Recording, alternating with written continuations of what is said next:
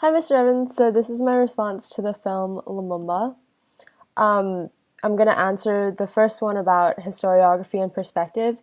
So one thing that I found about this film after doing some research is that there was actually a controversial scene in it where a former American government official was filmed, like his character was portrayed saying that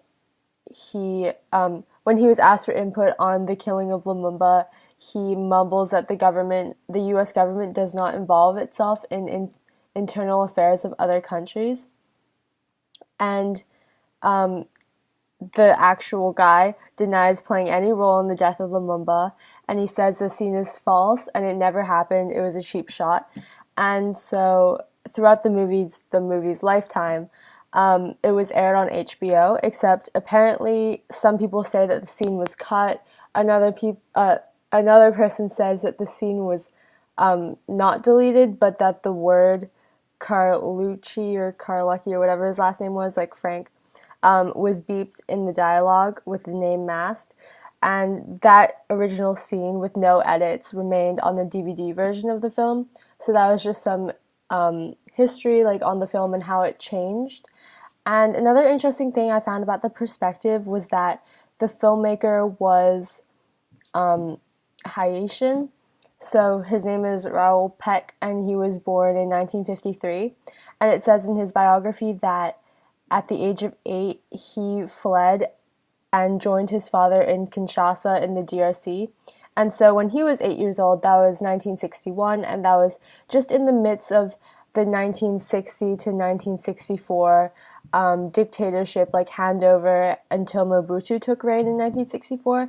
And so he was there when Mobutu was a ruler because their family was in the DRC for the next 24 years. And I thought it was very interesting that this film was made by someone who has had somewhat firsthand experience of what was going on in the DRC, even though he wasn't even like double digits when Lumumba was killed and all of that was happened. He was still in the country, and I found that really interesting. And cycling on to the next question of the so what, why does this film and the representation or misrepresentation of the time period matter today?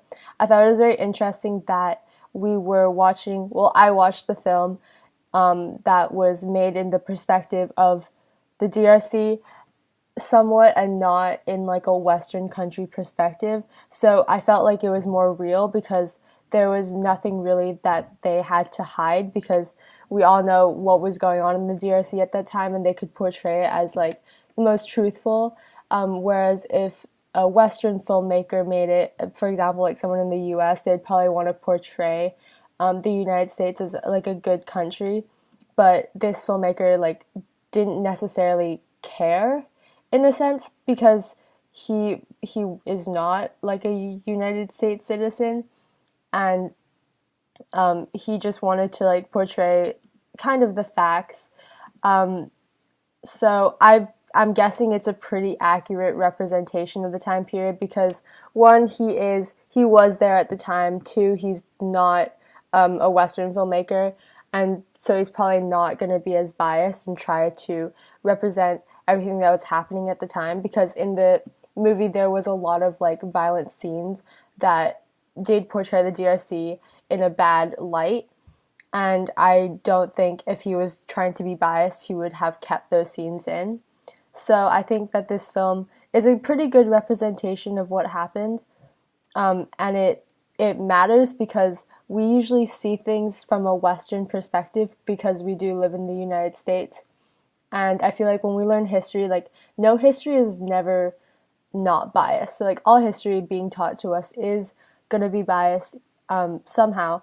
But to see it from a DRC bias instead of a American bias is really interesting because if we're reading from a textbook or anything that was produced in the U.S., they'll always want to make the United States look good and like look great, whereas Raoul Peck didn't really care enough to make the United States look great, and I think he just wanted to present the facts in like an interesting documentary.